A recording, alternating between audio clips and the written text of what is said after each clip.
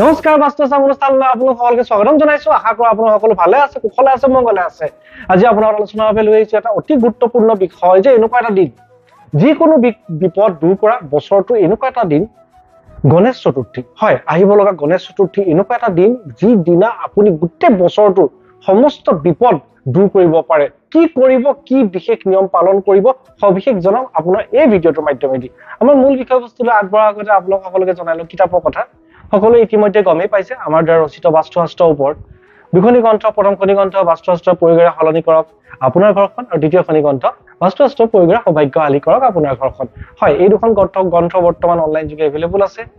Offline যোগে বা অসমৰ কোনো কিতাপৰ বিপণীত আপোনালোকে এই গ্ৰন্থ ক্ৰয় কৰিব নোৱাৰিব। আমাৰ স্ক্ৰীনত যি নম্বৰ দিয়া আছে ফোন কৰিব নালাগে, হোৱাটছআপ যোগে আপোনাৰ নাম আৰু সম্পূৰ্ণ ঠিকনা আমালৈ প্ৰেৰণ কৰি যোন য'তে আছে নিজ নিজ ঘৰত থাকিয়ে আপুনি কিতাপৰ এটা কপি সংগ্ৰহ কৰিব পাৰিব। ইতিমধ্যে অসমৰ শত সহস্ৰজনে এই কিতাপ ক্ৰয় কৰি নিজৰ ঘৰখন বাস্তুসন্মত কৰিছে, শাস্ত্ৰসন্মত কৰিছে। এতিয়া আহক মূল বিষয়বস্তু। আজিৰ বিষয়বস্তু কি, যে বছৰটো এনেকুৱা এটা দিন যি দিনা আপুনি গোটেই বছৰটোৰ বাবে আপোনাৰ যিকোনো ডাঙৰতকৈ ডাঙৰ বিপদ আপুনি দূৰ কৰিব পাৰে। সেই দিনটো কেতিয়া? সেই দিনটো হৈছে গণেশ চতুৰ্থী, অৰ্থাৎ 2025 চনৰ গণেশ চতুৰ্থীৰ পবিত্ৰ দিনটো।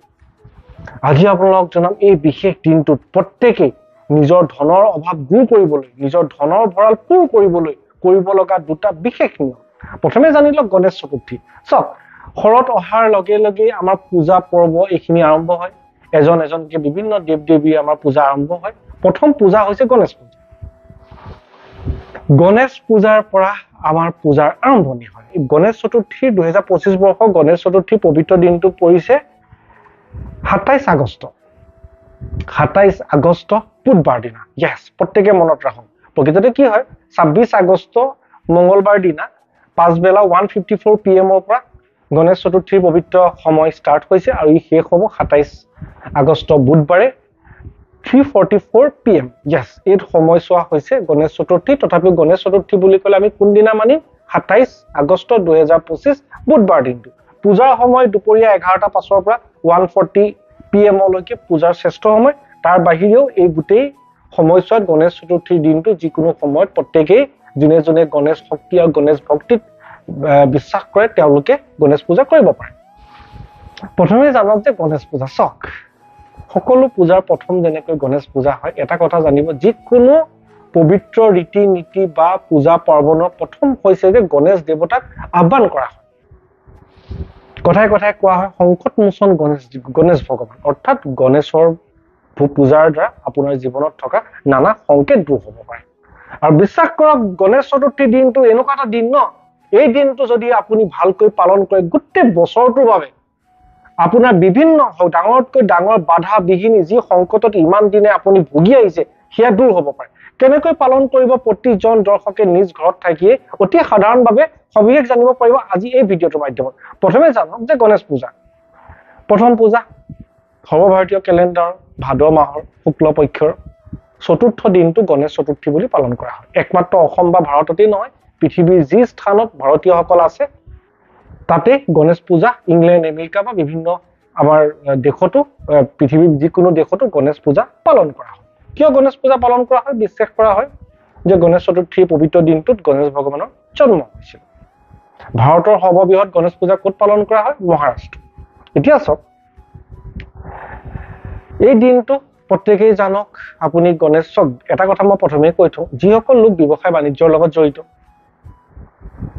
যাৰ ব্যৱসায় ইমান দিনে ভালে চলা নাই, আপুনি নিজৰ ব্যৱসায় প্ৰতিষ্ঠান বা ঘৰত কিন্তু গণেশ পূজা এভাগ পাতিব পাৰে। ইয়েছ, প্ৰত্যেকে জানি থওক এইটো কথা। কিয় ক'লো? আপোনাৰ ব্যৱসায়ত থকা বিভিন্ন বাধা বিঘিনি কিন্তু এই গণেশ পূজাৰ দ্বাৰা দূৰ হয়। আৰু গণেশ চতুৰ্থীৰ দিনটো এনেকুৱা এটা দিন ন, এই দিনাখনৰ এই এদিন পূজাৰ ফল আপুনি গোটেই বছৰটো বাধা দূৰ হোৱাৰ কাৰণে পাব। প্ৰত্যেকজন দৰ্শকে এই কথা মনত ৰাখক, কাৰণ গণেশ ভগৱানক কোৱাই হয় যে বিপদ দূৰ কৰে, সংকট দূৰ কৰে। চাওক, সেইদিনা কি কৰিব মই অতি সূক্ষ্মভাৱে জনাইছো। কোনোবাই যদি মূৰ্তি আনে মূৰ্তি পূজা কৰিব পাৰে, বা আপোনালোকে যি স্থানত আছে তাৰ ওচৰে পাজৰে নিশ্চয় গণেশ পূজা পালন কৰা হ'ব, কাৰণ সমস্ত ভাৰততে সেই দিনটো এটা বিৰাট ডাঙৰ পবিত্ৰ দিন। সেইদিনা আপোনালোকে চাওক, যদি নিজেও গণেশ মূৰ্তি আনে বেলেগ কথা, আদাৰৱাইজ আপোনাৰ ঘৰত যদি গণেশ ফটো আছে, ফটোৰ আগতো আপুনি কৰিব পাৰে। আপুনি মই বিশেষকৈ সৰু সৰু কেইটামান কথা কৈ থওঁ, সেইদিনাখন আপোনালোকে গংগা জলে অভিষেক কৰাই ল'ব, ফটো হওক মূৰ্তি হওক, ঘিউৰ এগছি বন্তি জ্বলাব, যেটা একদম সাধাৰণ নিয়ম মই কৈছো, আমি যেনেকে কৰো সেইভাগে কোৱা নাই বাৰু, প্ৰত্যেকজন মানুহে অতি সাধাৰণভাৱে কম সময়ত কম পৰিশ্ৰমত গণেশ ভগৱানক সন্তুষ্ট কৰিব পাৰিব। কেনেকৈ কৰিব? এখন 5বিধ ফলৰ এখন শৰাই দিব, 5বিধ ফল আগবঢ়াব। তাৰমানে এই 5বিধ ফল কি হয়? গণেশ ভগৱানৰ সকলোতকৈ প্ৰিয়। কি কি? নাৰিকল 1 নম্বৰ, 2 নম্বৰ মধুৰি, 3 নম্বৰ এটলাছ, 4 নম্বৰ ডালিম, 5 নম্বৰ কল। এটা এটা ফল হলেও 5বিধ ফল গণেশ ভগৱানক আগবঢ়াব। 11টা বুনিয়া লাডু, 11টা বুনিয়া লাডু গণেশ ভগৱানক আগবঢ়াই আপুনি পৰিয়ালৰ সকলোখিনিয়ে সেইদিনা বুনিয়া লাডু খাব বা বিতৰণ কৰিব। তাৰ উপৰিও গণেশ ভগৱানৰ চৰণত 5ডাল দুবৰি বন, 5ডাল দুবৰি বন সেইদিনাখন অৰ্পণ কৰক। অলপমান সেইদিনা চাওক, এটা কথা গম পাব যে গণেশ পূজাত সদায় ৰঙা ফুল ব্যৱহাৰ কৰে, সেন্দুৰ দিব পাৰে, তেজপাত দিব পাৰে, আৰু আপোনালোকে তাত এইখিনি সন্মুখত দি পেলাই আপুনি এগছ ঘিউৰ বন্তি জ্বলাওক, ধূপ জ্বলাওক, গণেশ ভগৱানৰ ওচৰত মাফ খোজক, আশীৰ্বাদ বিচৰক যে গোটেই বছৰটোৰ কাৰণে মোৰ জীৱনত থকা, মোৰ পৰিয়ালটোত থকা বিভিন্ন বাধা তুমি দূৰ কৰা। আৰু এটা কথা মই কৈছো চাওক, সেই বিশেষ দিনটোত যিসকলে পূজা কৰিব নিৰামিষ ভোজন পালন কৰিব, কাৰণ পূজা কৰা দিনটোত কেতিয়াও মাছ মাংস কণী মদ ভক্ষণ নকৰে। আৰু যিসকলে পূজা নকৰিলেও এটলিষ্ট সেই বিশেষ দিনটোত প্ৰতি ঘৰ প্ৰতিজন মানুহে নিৰামিষ ভোজন পালন কৰিবলৈ চেষ্টা কৰক, মাত্ৰ এটা দিন কৰকচোন। কাৰণ চাওক, ইমান এটা পবিত্ৰ দিন, আপুনি যদি সেইদিনাখন মদ মাছ মাংস কণী এইবিলাক ভক্ষণ কৰা হয়, তেন্তে আপুনি গণেশ ভগৱানৰ আশীৰ্বাদ কেতিয়াও নাপায়। আৰু এটা কথা জানিব যে সকলো শুভ কামত প্ৰথম আশীৰ্বাদ আমাৰ গণেশ ভগৱানৰে লাগে। সেইকাৰণেতো সকলো পূজাৰ প্ৰথমতেতো গণেশৰ পূজা কৰা হয়। প্ৰত্যেকে এই কথা জানক।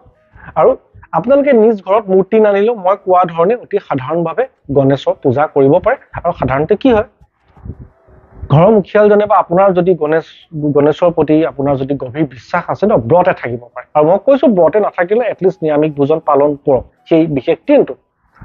দুটা নিয়ম, মই দুটা নিয়ম কম, প্ৰত্যেকে পালন কৰিব পৰা। এই দুটা নিয়ম পালন কৰি আপুনি সংকট দূৰ হ'ব পাৰে, আপোনাৰ ধনৰ ভঁৰাল পূৰ হ'ব পাৰে। কি কৰিব? প্ৰত্যেকে ভালকৈ শুনক। প্ৰথমটো নিয়ম, দুবৰি বন সকলোৱে চিনি পায়, দুবৰি বন ভালকে ধুব, 11ডাল দুবৰি বন।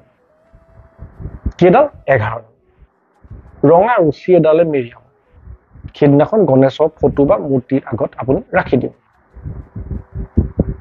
নেক্সট দিনা সেই দুবৰি বন অৰ্থাৎ গণেশ চতুৰ্থী দিনাখন ৰাখিব লাগে। তাৰ পৰৱৰ্তী দিনা যেতিয়া গণেশ চতুৰ্থী পাৰ হৈ যাব, সেই দুবৰি বনটো আনি আপোনাৰ ধন ৰখা স্থানত ৰাখি দিব। ইয়াৰ পৰা আপোনাৰ ধনৰ ভঁৰালত ভগৱানৰ আশীৰ্বাদ, গণেশ ভগৱানৰ আশীৰ্বাদ সদায় থাকিব। ছেকেণ্ড, সেই বিশেষ দিনটোত কোনদিনা? গণেশ চতুৰ্থীৰ দিনা ৰঙা বস্তু দান কৰক। কি বস্তু দান কৰিব? বস্ত্ৰও দান কৰিব পাৰে, খাদ্য সামগ্ৰীও দান কৰিব পাৰে। যদি বস্ত্ৰ দান কৰে, যিকোনো ৰঙা ৰঙৰ বস্তু। যদি খাদ্য সামগ্ৰী দান কৰে, তেন্তে ৰঙা ৰঙৰ ডালিম হওক, আপেল হওক, ৰঙা ৰঙৰ। কাক দান কৰিব? যাৰ প্ৰয়োজন আছে।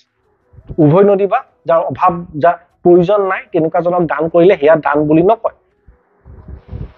ভগৱানৰ নাম লৈ সেইদিনা ৰঙা বস্তু দান কৰক। আৰু মই কোৱা ধৰণে দুবৰি বনৰ 11টা দুবৰি বন আপোনালোকে ভগৱানৰ ওচৰত ৰাখি নেক্সট দিনা নিজৰ ধনস্থানত ৰাখক।